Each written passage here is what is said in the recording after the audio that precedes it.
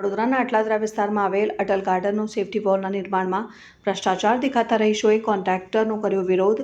Atal ગાર્ડનનો safety wall મહિના પહેલાનું પડેલ વરસાદમાં ધરાશય થઈ હતી। ગાર્ડનમાં આવતા મોર્નિંગ વોકર દ્વારા પાલિકા કમિશનરને આવેદનપત્ર આપ્યા બાદ કમિશનર પોતે ગાર્ડનની મુલાકાત લઈ વહેલી તકે નવી વોલ બનાવવા માટે કહ્યું, જેના પગલે મંગળવારથી સેફટી વોલ નિર્માણનું કામ શરૂ કરી દેવામાં આવી હતી।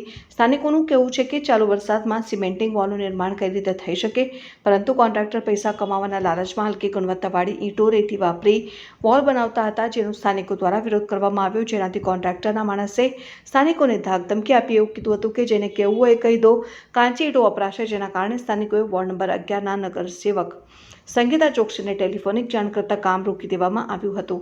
ત્યારબાદ અધિકારીઓને સાથે લઈ નગરસેવક ગાર્ડન આવ્યા હતા અને સ્થાનિકો સાથે ચર્ચા કર્યા બાદ અધિકારીઓને સાચી વસ્તુઓ વાપરવા સૂચન કર્યું। વડોદરાના અટલાદરા વિસ્તારમાં આવેલ અટલ ગાર્ડનનું સેફટી વોલના નિર્માણમાં ભ્રષ્ટાચાર દેખાતા રહીશોએ કોન્ટ્રાક્ટરનો કર્યો વિરોધ।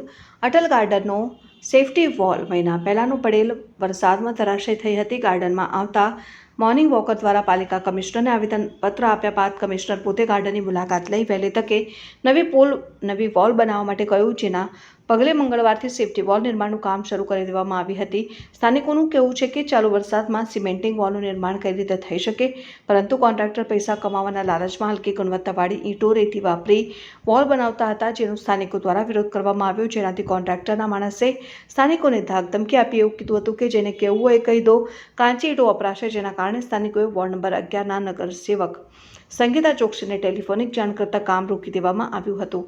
ત્યારબાદ અધિકારીઓને સાથે લઈ નગરસેવક ગાર્ડન આવ્યા હતા અને સ્થાનિકો સાથે ચર્ચા કર્યા બાદ અધિકારીઓને સાચી વસ્તુઓ વાપરવા સૂચન કર્યું।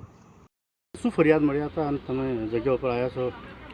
હા, આજે છે ને સવારમાં મારા પર ફોન અને વિડીયોઝ ને ફોટોઝ આવ્યા કે એ કમ્પાઉન્ડ વોલ જે છે એ થોડું જે રોંગ વે ચાલી રહી છે, એમાં કંઈક ઈંટનો પ્રોબ્લેમ અને આપણે માટી ઓછી ખોદી છે અને જે કોન્ક્રીટ જે છે એ પણ બરાબર નથી એવો આવ્યો હતો। એટલે પછી હું તાત્કાલિક જ મેં અધિકારીઓને બોલાવ્યા સ્થળ પર અને અહીંયા રૂબરૂ મુલાકાત લીધી છે અને અમે જોયું કે એ બધું બરાબર છે। થોડીક મિસઅન્ડરસ્ટેન્ડિંગ હતી, કારણ કે જે કોન્ટ્રાક્ટરનો માણસ હતો એને બરાબર સમજ ના પડી અને મેં અધિકારીઓને બી બરાબર એ લોકોને સ્ટ્રિક્ટલી કહી દીધું છે કે ભાઈ હવે આ રીતે નહીં, આ રીતે જ કામ થવું જોઈએ અને તમે પ્રોપરલી સુપરવાઇઝ પણ કરો અને એનું જે સ્પેસિફિકેશન છે કે ભાઈ આપણે કોપિંગ પણ હમણાં ગ્રાઉન્ડ લેવલ પર આવશે, પછી સળિયા પણ આવશે, આરસીસી વર્ક બી થશે અને પછી ગેપ આપીને આખું વ્યવસ્થિત કામકાજ થશે અને એ રીતે આખી મેં અધિકારીઓ સાથે પણ ચર્ચા કરી લીધી છે અને એ રીતે હવે આપણા જે અહીંયા સ્થાનિક જે છે એ લોકો પણ આવ્યા છે અને એ લોકોને પણ કર્યું છે અને એ લોકો બધા ખુશ છે। કામ ચાલે છે પણ ત્યાં ગેરરીતિ થયું છે એવું લાગે છે, શું કહેશો?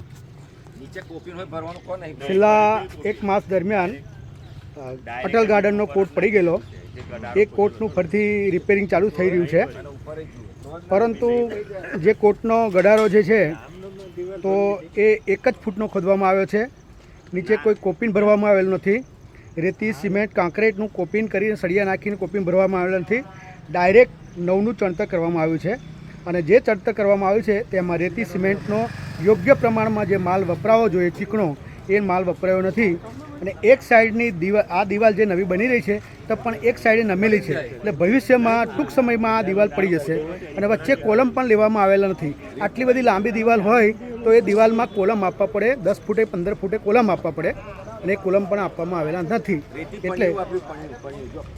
એટલે આ દિવાલ ફરીથી પણ પડી જવાનો સંભવ છે। એટલે આમાં ભ્રષ્ટાચાર થયેલો છે અને ટેક્સના પૈસાની અમારા પબ્લિકના ટેક્સના પૈસાનો સદુપયોગ થતો નથી, એટલે જવાબદાર અધિકારી અને અહીંના સુપરવાઇઝરે આનું ધ્યાન દોરવું જોઈએ।